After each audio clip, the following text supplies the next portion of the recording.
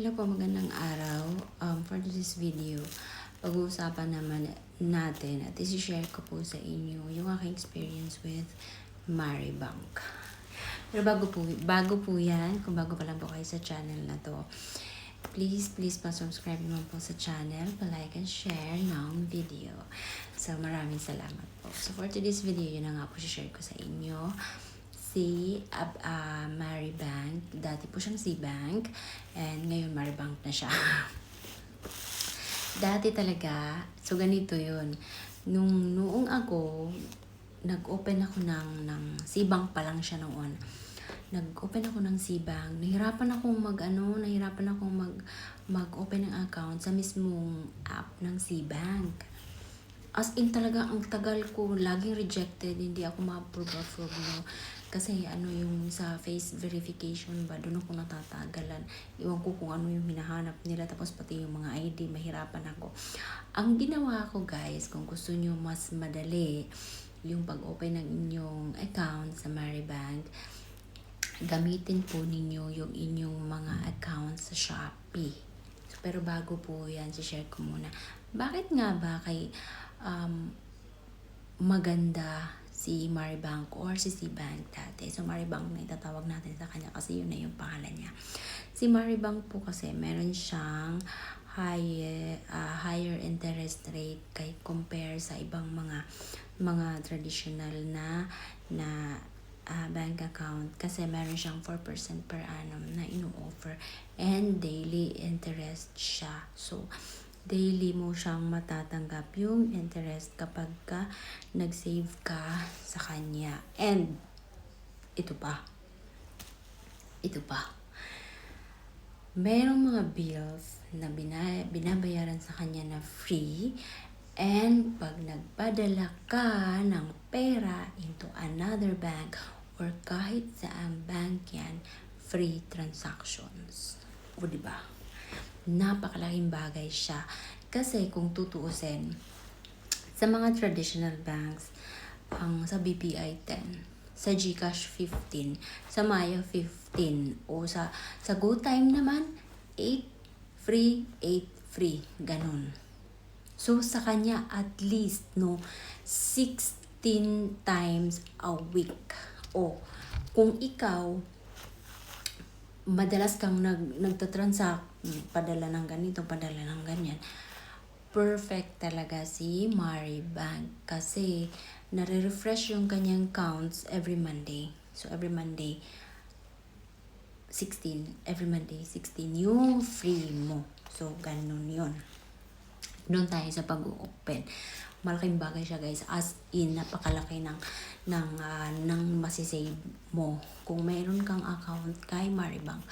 Ang kailangan lang naman sa kanya is one valid ID, tapos number mo, tapos email mo. Download mo lang yung app, gamitin mo yung Shopee account mo kasi mas madali kung doon ka mag-apply sa loob ng inyong Shopee account.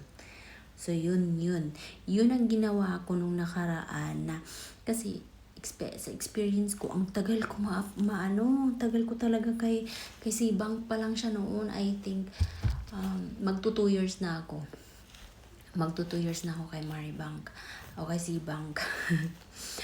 Ang ginawa ko, kung tagal ko naman, palagi rejected. Hindi ko maintindihan kung bakit. Ngayon, ang nangyari, doon ko siya ginamit sa account ko sa Shopee. Doon ako nag-open. So, yun.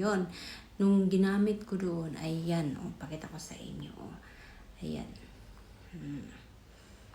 Ayan si Maribank.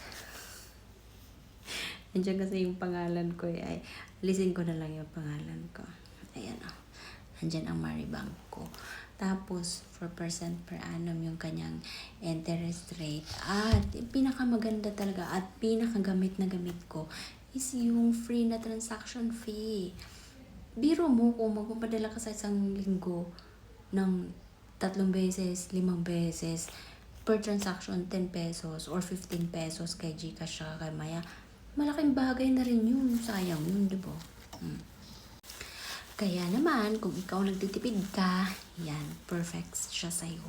Ma-recommend ko na mag-open ka na dyan. Kasi malaking bagay ang masisave mo dyan. Sa katagalan, may ipon din yan eh. O, diba?